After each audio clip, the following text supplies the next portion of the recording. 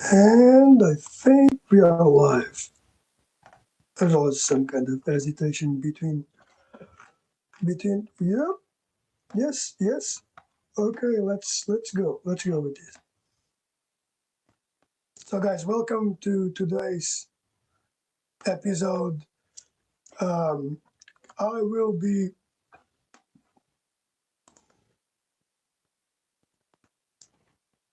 welcome to today's episode. If you stay till the end, you'll learn a set of key practical tools on how to recover. Plus, I'll be making uh excursion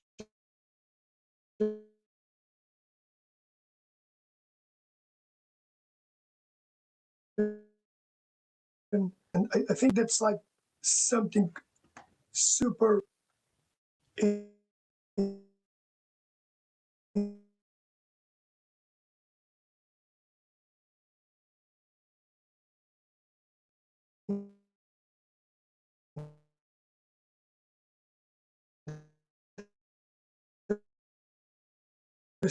effects of sleep. Okay, I'd say probably the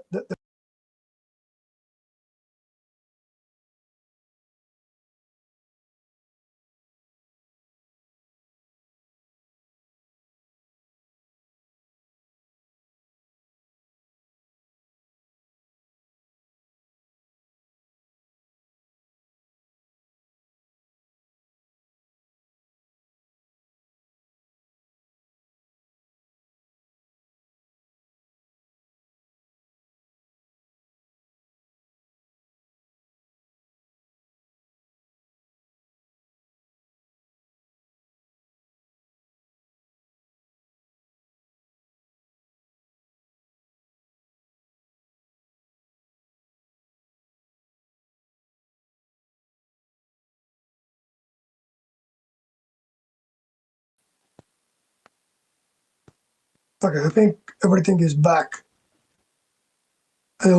A bit of how do you say a hoops down the road or a hoopy.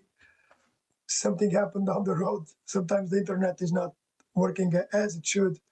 Uh, but give you the overall episode plan. Um, I'll be looking into specifically uh, recovery being part of your practice. Okay, I think that's super important, and I think you love this idea that when you plan your week, plan the week with um, with specific trainings that will move between load. Think about you do a sparring session like today we have at the studio, and then after the sparring session, okay, what should I do next?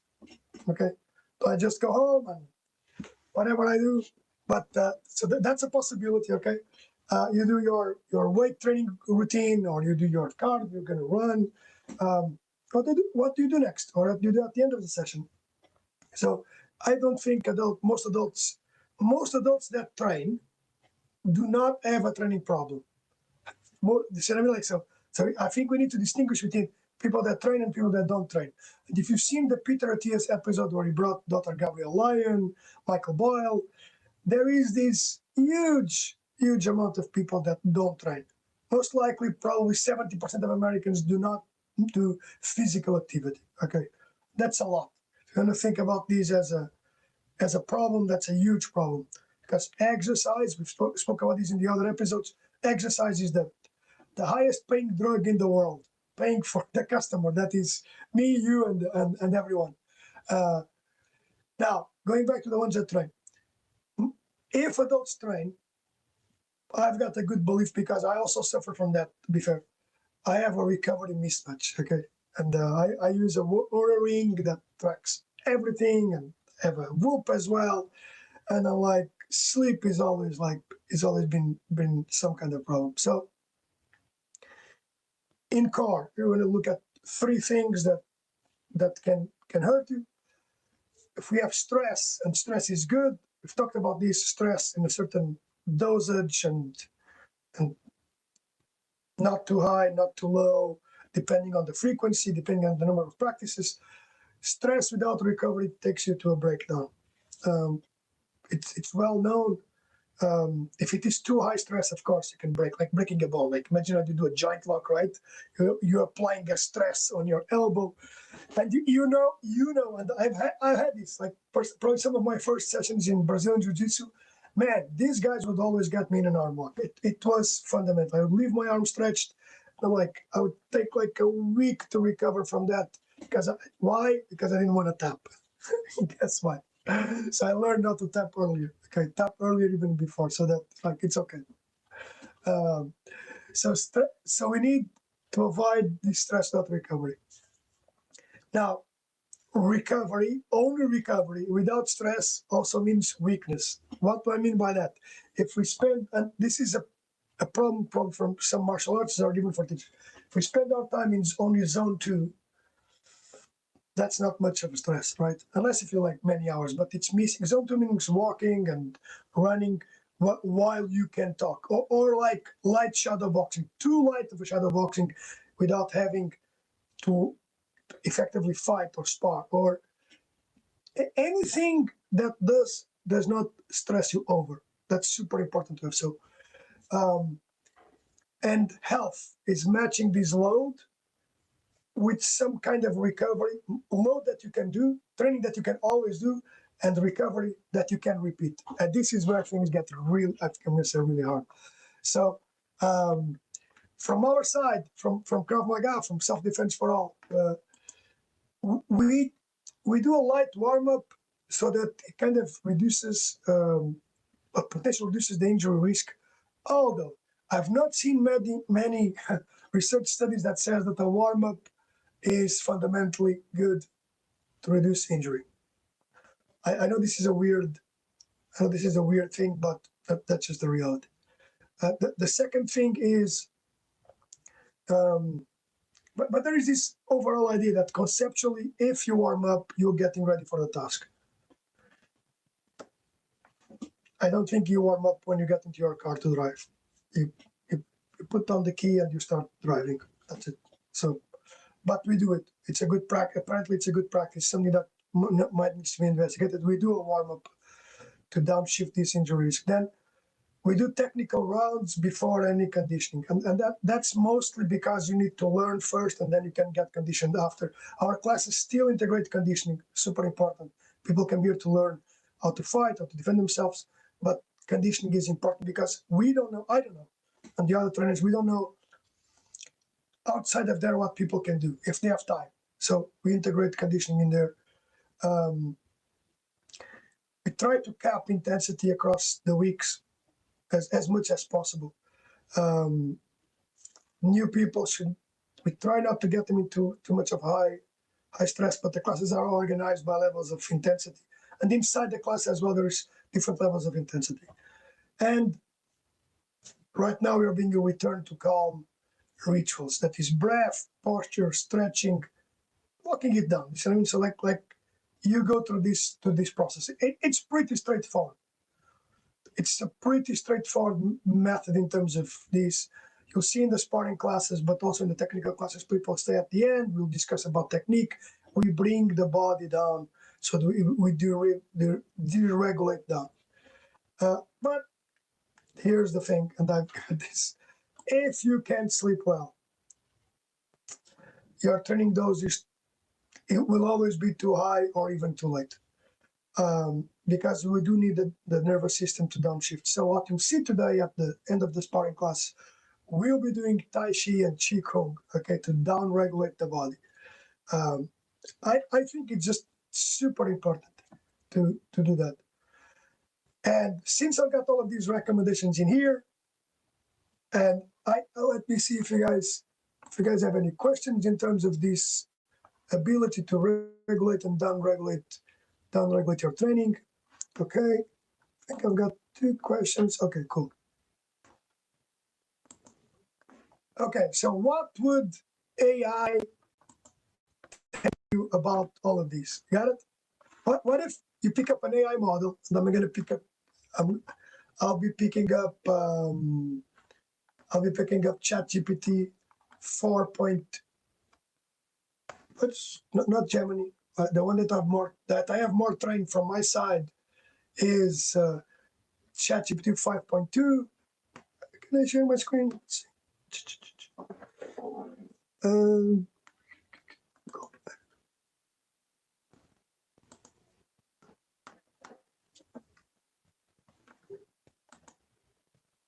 so we'll share with.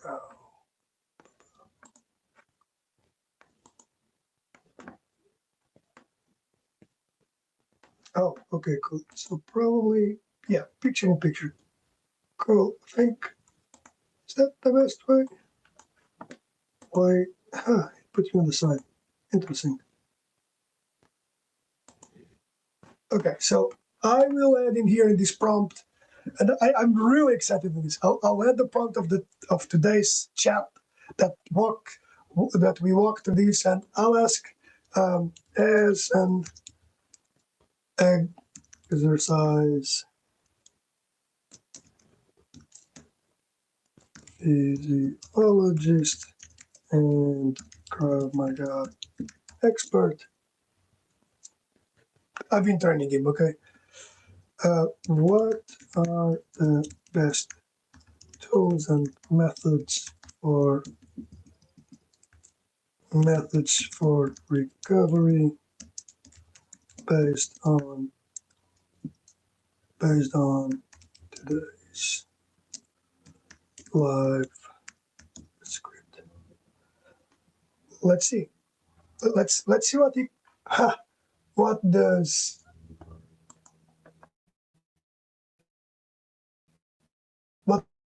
does it come up to? Okay.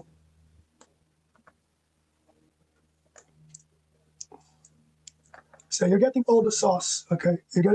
Like someone said, all the sauce that is possible with these two again. But I've been working with my GPT for a long time. So it's not something that it's picking up the journal for exercise. Yeah, we didn't talk about that, but I think it's a super important article that or research paper that will help. But right now, let's get us to the point where GPT hopefully can help us to decode this piece of.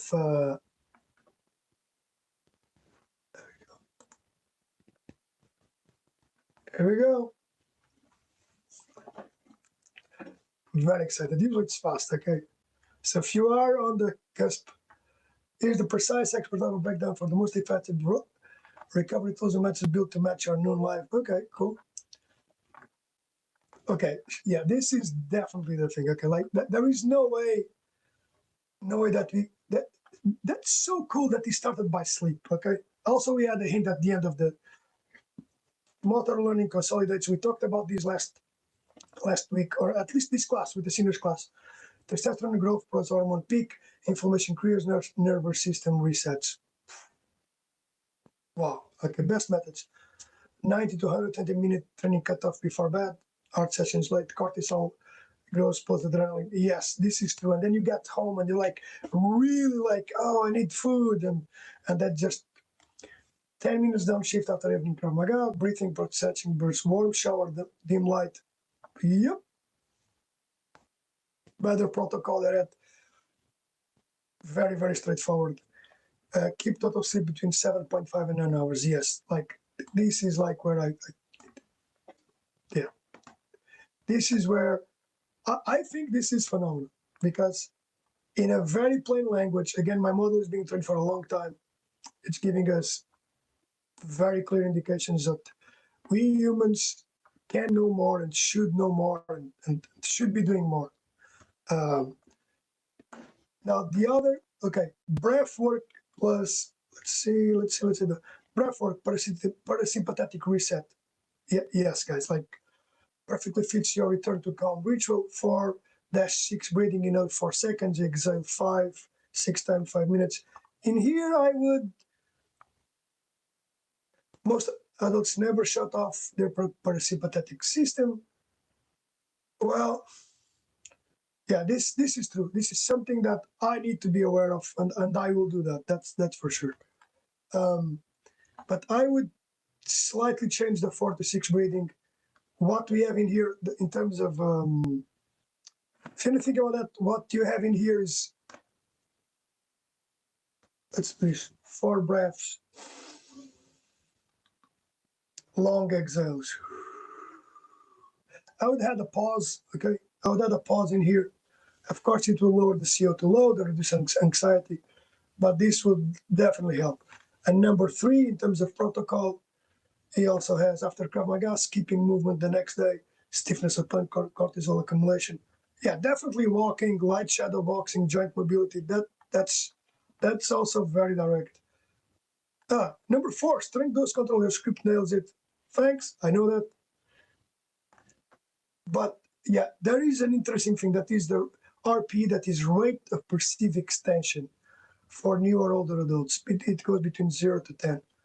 Technique rounds before conditioning, strength days staggered, never to the red lines. Yeah, that's the worst injury pattern in Krav Maga is spar night, lift heavy, sprint, sleep, no recovery. Oh yes. Oh yeah. Let's. Oh, I think that's. I'll put this in the comments. I've Yeah, definitely that's the worst protocol ever. Okay, um, worst protocol ever. Uh, Now, okay, nutrition for repair, simple repair. No dogma, just physiology. Protein target 1.6 to 2.2 grams per kilogram a day. Water electrolytes plus class. Carb timing. Yeah, this is true if you're in a carb diet, but it's true. Like you'll feel if you wake up flat, low energy, under feeling. It's not because of your age, okay, guys. It it is the cause that you didn't wind down well enough, and then it's got the 6 phenomenal temperature therapy, fast effects. Okay, hot shower, yes, at the evening. I've tried this. This works really well, and then it cooks the blood flow. Don't get on your phone. Did you talk about the phone? I don't know. Cold morning, 2 to 3 minutes, works wonders. I've done it for years. Inflammate modulator. Never cold immediately after striking work. Yeah, it depends. I think it does depend. It depends if you're going to do like a really hard session and you jump into the cold shower.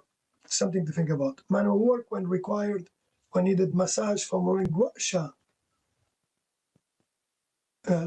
This one more tool. Okay, the nervous sinus gauge, and if you can't sleep, load was wrong, not your age. It's this is an interesting pattern, right? If the mood is down, grip strength goes down, desire strength goes down, and resting heart rate goes up, you need to reduce your load. Yes, I've tried this a couple of times with so many metrics, and it does work. Okay, if the heart rate goes up, I'll just make it lighter. For seniors, this is one of our populations. Okay, tools, intensity caps, longer warm-ups, less plyometrics. Let's discuss. That's something to discuss, of course. More joint mobility, not to discuss. Yeah, that's cool. 48 to 70 hours spacing between hard days. Well, they train twice a day, breath work, doing drills. Yeah, this is all serious. Senior strength and remodeling, not max VO2. Oh yeah, we do need max VO2. This is where it gets wrong. We do need max VO2. So at least once a week, we need to do max VO2. Rituals to close the class. Nasal inhale, slow exhale, posture talks, slow walk laps, sip water, soft eye gaze. Okay. Yeah. Breath work will do this. We didn't talk about meditation in here, but there is a set of things. Training makes you stronger, recovery makes you repeat it. Just watch Cristiano Ronaldo, right? 40 years old and like going very hard. If you're training and getting no results, the problem is intensity, it's recovery, the recover. Okay, that's cool. It's working a bit on this.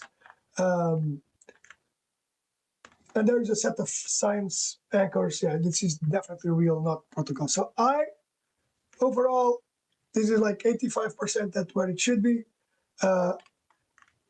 sometimes training is not going well because training is not well done, and we need to be careful with that. Okay, but definitely I can build your plan, guys. I I think that the more we have this ability to use to start using more tools, and in particular a tool like a ChatGPT, well built, well trained, you'll have we'll have more.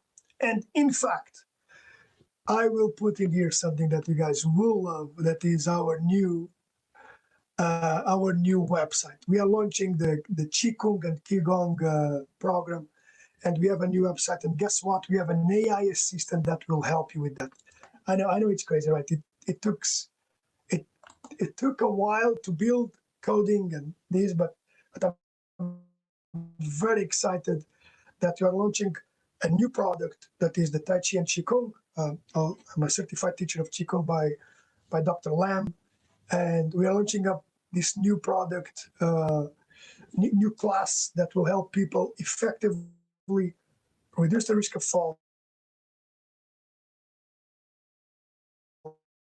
It's science-driven, science